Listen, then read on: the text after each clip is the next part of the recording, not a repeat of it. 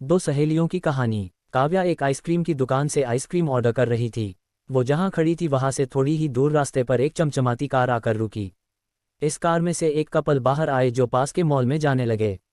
उस महिला की नज़र आइसक्रीम ले रही काव्या पर पड़ी।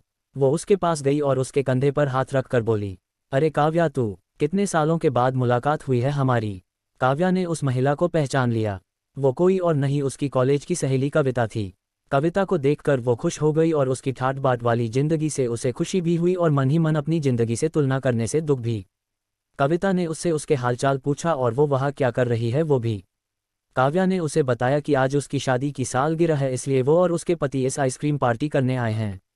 काव्या की बातें सुन कविता ने अचरज से कहा कि क्या तुम आइसक्रीम खाकर अपनी एनिवर्सरी मनाती हो।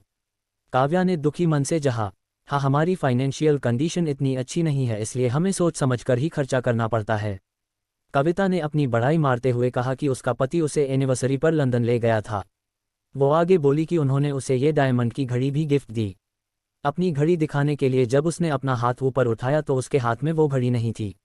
वो डर गई और अपनी घड़ी पर्स में खोजने लगी, लेकिन वहां पर भी घड़ी नहीं थी, इसलिए उसने पास में खड़े अपने पति को घड़ी खो जाने की बात करी। तब उसका पति उस पर गुस्सा करने लगा और उसे और उसके माँ बाप को भला बुरा कहने लगा।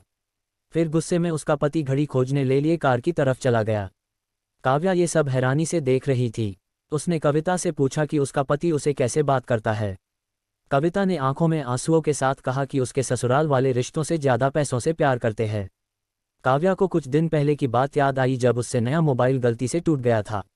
उसने डरते डरते अपने पति से बोला तो उसके पति ने स्माइल के साथ उसे समझाया कि डरती क्यों हो, मैं इसे रिपेयर करवा दूंगा। उसने आज जो कुछ देखा और महसूस किया था उसने उसे अपनी जिंदगी को पॉजिटिव दृष्टिकोण से देखना सिखा दिया।